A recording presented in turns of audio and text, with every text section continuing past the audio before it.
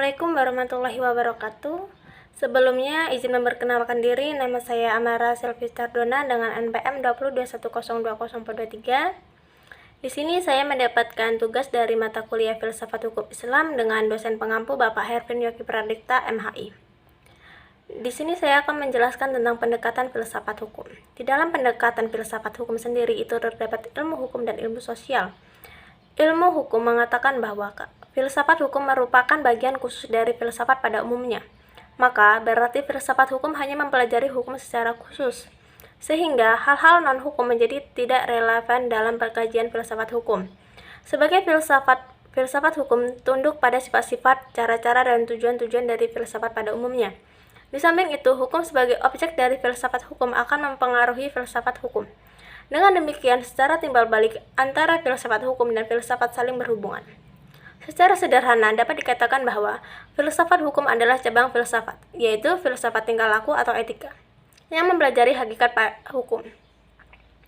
Dengan perkataan lain, filsafat hukum adalah ilmu yang mempelajari hukum secara filosofis.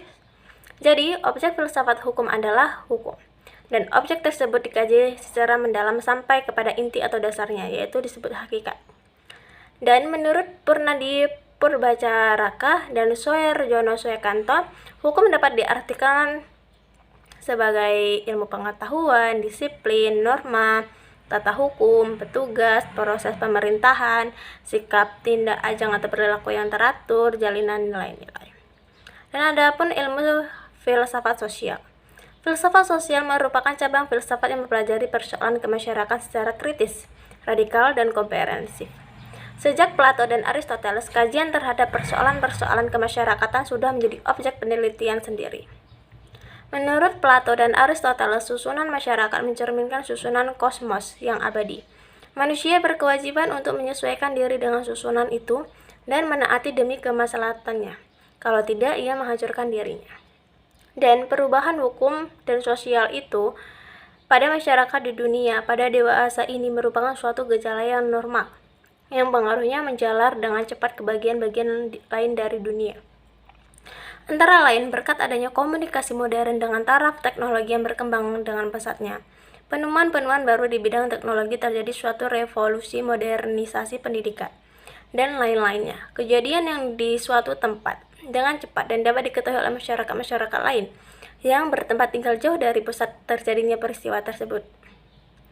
Dan perubahan-perubahan dalam masyarakat dapat mengenai nilai-nilai kaidah-kaidah, pola-pola perilaku, organisasi, struktur lembaga sosial, stratifikasi sosial, kekuasaan, interaksi sosial, dan lain sebagainya. Adapun faktor yang mempengaruhi terjadi perubahan sosial. Pada umumnya dapat dikatakan bahwa sebab-sebab terjadinya perubahan-perubahan sosial dapat bersumber pada masyarakat itu sendiri, dan ada yang letaknya di luar masyarakat tersebut, yaitu yang datangnya sebagai pengaruh dari masyarakat lain atau dari alam sekelilingnya. Sebab-sebab yang bersumber dari masyarakat itu sendiri adalah antara lain bertambah atau berkurangnya penduduk, penemuan-penemuan baru, pertentangan dan terjadinya revolusi. Suatu perubahan sosial dapat bersumber pada sebab-sebab yang berasal dari luar masyarakat tersebut. Misalnya, sebab-sebab yang terjadi dari lingkungan alam, peperangan, pengaruh kebudayaan masyarakat lain, dan sebagainya. Sekian presentasi singkat dari saya. Apabila banyak kekurangan, saya mohon maaf. Wassalamualaikum warahmatullahi wabarakatuh.